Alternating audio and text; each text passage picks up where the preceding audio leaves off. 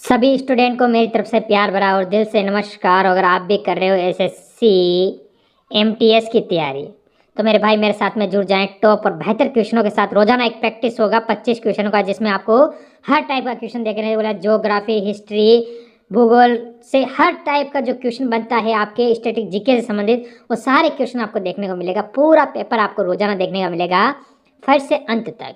तो पहला क्वेश्चन जो आपके सामने है उसका उत्तर देने के सारे भाई मेरी कोशिश करेंगे कि भारत में पिछड़ता अल्पसंख्यक समुदाय के कर्मचारियों का संघ कब स्थापित किया गया था। बढ़िया क्वेश्चन और टॉप क्वेश्चन अगर आपसे पूछते हैं तो उत्तर भी आपको टॉप और बेहतर ही देना चाहिए। तो हम यहाँ से अगर कह दें कि हमारा उत्तर क्या होगा, 1900 क्या होगा, 79, 1980, 1978, 1989, यानी 4 ऑप्शन आपके सामने है मेरे मित्र और एक हमारा उत्तर होगा। तो बताओ इस प्रैक्टिस सेट में आपका उत्तर क्या हो रहा है। तो यहाँ से जो भी मित्र ऑप्शन नंबर सी की ओर जा रहा है वो बिल्कुल सही है। याद रखना, लास्ट में कमेंट करना कितने सही होते हैं। पंचायती गठित करने का चुनाव उसके विघटन की तिथि से अवधि समाप्त होने से पहले पूरा हो जाता है। तो कितने माह पहले हो जाता है ये आपको बताना है। इससे संबंधित एक अनुच्छेद भी होता है, वो भी मैं आपका क्लियर कर दूंगा, ये आपको ध्यान रखना है। तो 8 माह, 1 वर्ष, 6 माह और 2 माह।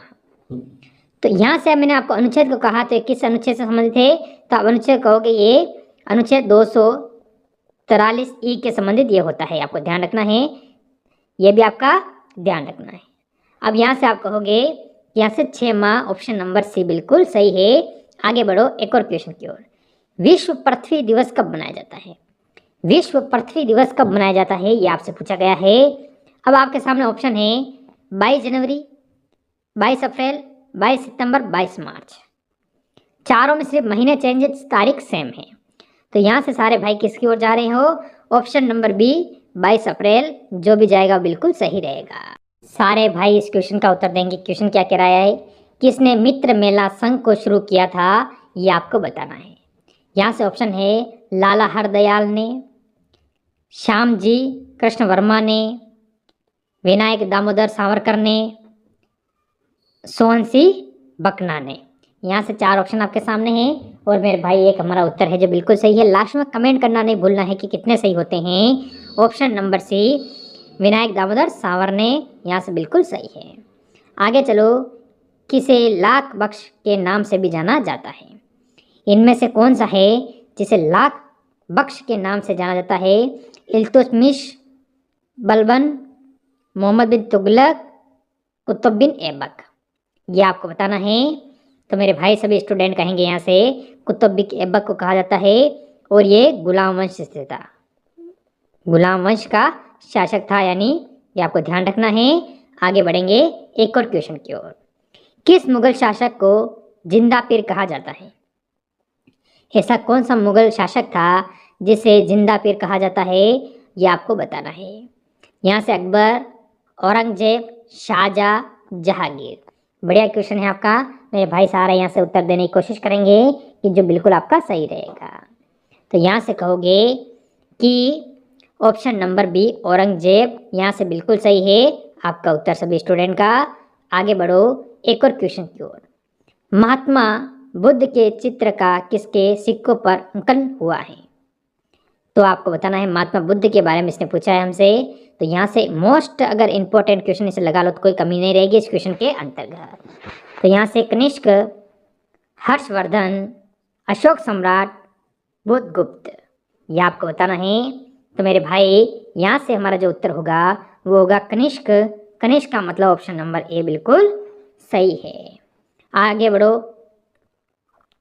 गोक्सा, बढ़िया क्वेश्चन आपसे पूछ रहा है एक, और पेपर में आने लायक क्वेश्चन भी बनता है।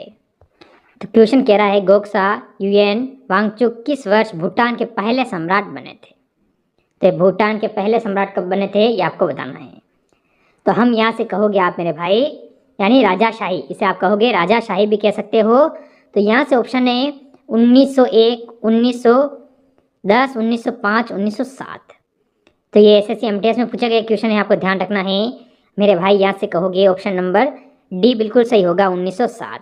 अब यहाँ से आपको पता है 1907 से लेकर वो 1926 तक शासक रहे थे, 1926 तक रहे थे, ये आपको ध्यान रखना है। आगे बढ़ो, बांग्लादेश से पाकिस्तान का हिस्सा था। यानी बांग्लादेश पाकिस्तान का हिस्सा कब तक रहा था ये आपको बताना है। जब तक आपको पता है कि इंदिरा गांधी ने जब पाकिस्तान के 2 टुकड़े किए थे, आप सभी को पता है। चलो ठीक है, अब ये ऑप्शन है 1947 से लेकर 1973, 1948 से 1975, 1948 से 1979, 1947 से 1971। अब आपका उत्तर यहाँ से क्या होगा? तो आप कहोगे कि ऑप्शन नंबर डी सर हमारा बिल्कुल सही है कि 1947 से 1971 तक। आगे बढ़ो एक और क्वेश्चन की ओर। निम्नलिखित में से कौन सी एशिया की सबसे बड़ी घाटी है? यानी एशिया की सबसे बड़ी घाटी कौन सी है ये आपको बताना है। तो यहाँ से 4 ऑप्शन आपके सामने हैं और ये आपको सारी चीज़ें आपको मैं यहाँ से क्लियर करूँगा। तो हम यहाँ से कह लेंगे अलाई घाटी, डांग घाटी, चू घाटी, फरगना घाटी। 4 ऑप्शन आपके सामने हैं। अब जो हमारा उत्तर बनेगा वो किस हिसाब से बनेगा आपको मैं बता दूं कि इसमें होगा डांग घाटी। डांग घाटी का मतलब हो जाएगा हमारा ऑप्शन नंबर यहाँ से बी बिल्कुल सही है। इस पर ये आपको बता दूं ये काठमांडू शहर में है। कहाँ है? काठमांडू। काठमांडू किसकी राजधानी है? नेपाल की है। छोड़ो आप। और ये आपको लगभग कितनी 500 किलोमीटर दूरी पर है। ठीक है, 500 किलोमीटर दूरी है इसकी, ये ध्यान रखना है। और एशिया की सबसे बड़ी है ये आपको पता ही है। आगे चलो, म्यांमार की मुद्रा क्या है? म्यांमार की मुद्रा क्या है ये आपको बताना है। मेरे सारे भाई बताओगे म्यांमार की मुद्रा क्या है? तो म्यांमार आपको पता है कि म्यांमार की मुद्रा क्या होगी? रियाल तो हो नहीं सकती, डोंग कैसे होगी? टिकट ये भी नहीं हो सकता। अब आपके सामने सिर्फ एक ही क्वेश्चन बचा है और वो आप उत्तर दोगे ऑप्शन नंबर सी क्वात। ऑप्शन नंबर सी बिल्कुल सही है। आगे बढ़ो, निम्नलिखित में से कौन सी चोटी नेपाल में हिमालय में स्थित नहीं है? यानी आपको बताना है हिमालय में स्थित नहीं है, तो आपका उत्तर क्या होगा? इसने कहा है नेपाल।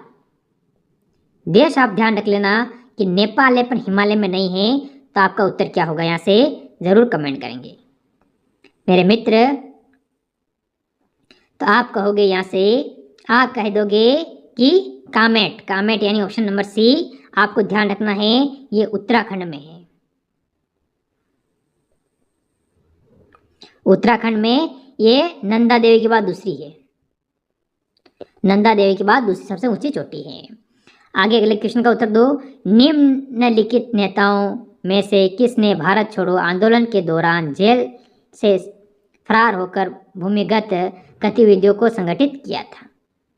उनका नाम क्या है? जब भारत छोड़ो आंदोलन हुआ था, आप सभी को पता है मेरे भाई, कब हुआ था? 1942 में भारत छोड़ो आंदोलन हुआ था, उस समय की ये बात चल रही है। तो आप क्या कहोगे? उनका नाम क्या है? राम मोहन लोहिया। यानी ऑप्शन नंबर हम यहाँ से सी की ओर जाएंगे जो बिल्कुल सही रहेगा। आगे बढ़ो फिर एक और क्वेश्चन की ओर, और इसका उत्तर सारे मित्र जरूर देने की कोशिश करेंगे। वह कौन था जो कांकरोली कांड में फांसी की सजा से बच गया था? एक मिनट क्वेश्चन कैसे उड़ गया? हाँ, फांसी की सजा से क्या है? बच गया था, ये आपको बताना है। तो यहाँ से आपका उत्तर क्या होगा जल्दी से? तो आपको कहा था कांकरोली जो कांड हुआ था उसमें फांसी की सजा से कौन बचा था? तो आप सभी कहेंगे चंद्रशेखर आज़ाद। चंद्रशेखर आज़ाद का मतलब मेरे मित्र ऑप्शन नंबर डी हमारा यहाँ से बिल्कुल सही है। आगे बढ़ो, लंदन में प्रथम गोलमेज सम्मेलन कब हुआ था? ये आपको बताना है। लंदन में कितने गोल सम्मेलन हुए? 3 गोलमेज सम्मेलन हुए थे, ये आपको याद रखने हैं। इसने पूछा है प्रथम कब हुआ था।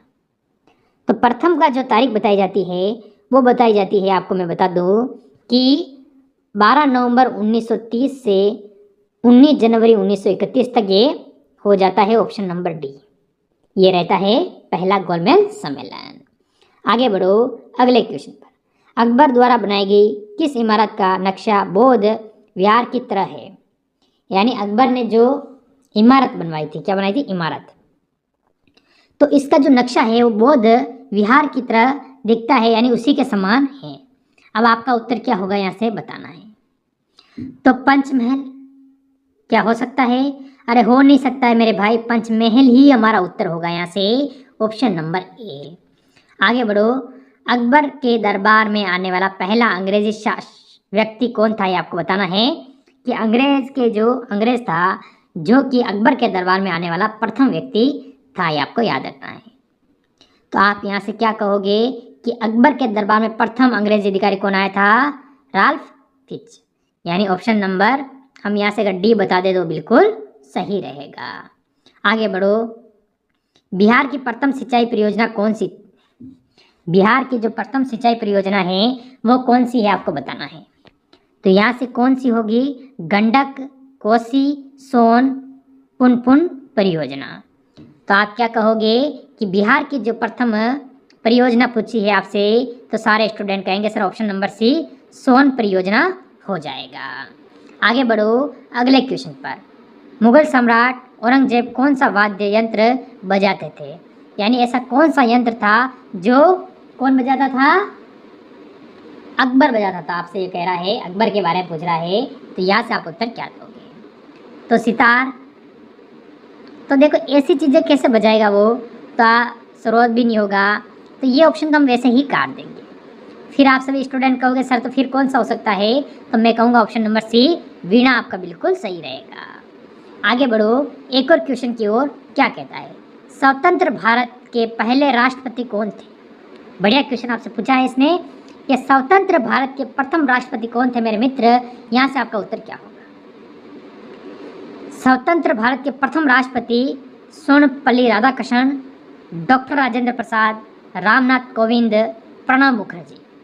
यहाँ से आपको उत्तर देना है कि स्वतंत्र भारत के जो प्रथम राष्ट्रपति बने थे उनका नाम क्या है।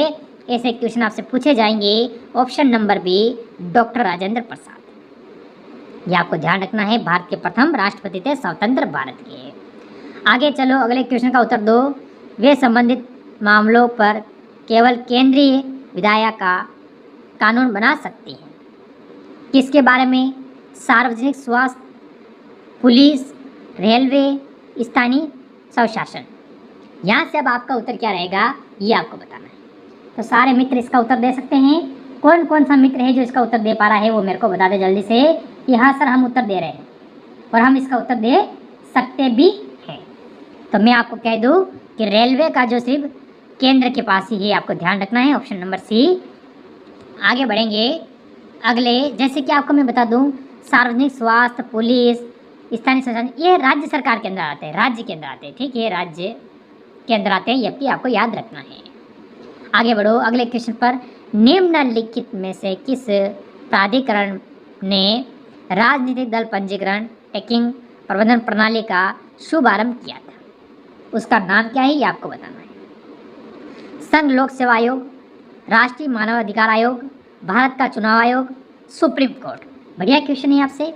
यहाँ से अगर जो स्टूडेंट अच्छा उत्तर देता है, मान जाऊँगा कि तैयारी में कोई कमी नहीं है, मिले ना मिले तो मुकद्दर की बात है, कोशिश ना करें ये गलत बात है। तो आप ऑप्शन नंबर सी पर जाओगे, भारत का चुनाव आयोग। ऑप्शन नंबर सी बिल्कुल सही रहेगा। आगे बढ़ो एक और क्वेश्चन की ओर। सुप्रीम कोर्ट ने भारतीय संविधान के अनुच्छेद के तहत इंटरनेट को मौलिक अधिकार घोषित कर दिया है। क्या आपको ध्यान रखना है। तो आपका क्या होगा? यहाँ से 17, 21, 14 और 19 यहाँ से बताएंगे सारे मित्र। यहाँ से आपका उत्तर क्या होगा? तो हम क्या कह सकते हैं? हम कहेंगे 19 के तहत। ऑप्शन नंबर यहाँ से सी बिल्कुल सही है, अनुच्छेद 19 के तहत। आगे बढ़ो एक और क्वेश्चन की ओर। पंचायती राज संरचना में कितने स्तर हैं? पंचायती राज होती है, उसकी संरचना में कितने स्तर हैं ये आपको बताना है। क्या कहोगे आप? तो आप कहोगे 3, 4, 5 और 2। तो मेरे भाई जो भी ऑप्शन नंबर ए पे जा रहा है 3, वो बिल्कुल सही है। एक और क्वेश्चन का उत्तर देंगे सारे स्टूडेंट, बताएंगे रविंद्रनाथ टैगोर ने गांधी जी के द्वारा संचालित किए गए निम्नलिखित में से किस आंदोलन का विरोध किया था रविंद्रनाथ टैगोर ने? आपका उत्तर यहाँ से क्या रहेगा? असहयोग आंदोलन, खिलाफत आंदोलन, संज्ञा आंदोलन या चंपारण आंदोलन। कौन सा? सवनीय अवज्ञा आंदोलन। आप क्या कहोगे? यहाँ से आपको बताना है। तो रविंद्रनाथ टैगोर ने ऑप्शन नंबर ए असहयोग आंदोलन का क्या किया था? विरोध किया था। तो ये थे आज का पूरा प्रैक्टिस सेट, यानी पूरा पेपर जिसमें जीके वगैरह, आप नदी, प्रमुख, पुरस्कार, हर चीज़ आपको देखने को मिलती है यहाँ पर। तो ज़रूर बताएंगे सारे स्टूडेंट कैसी लगी ये क्लास? अच्छी लगी हो तो लाइक शेयर सभी करें। सभी को मेरी तरफ से जय हिंद, जय भारत। मिलते हैं कल इसी समय एक और क्लास के साथ।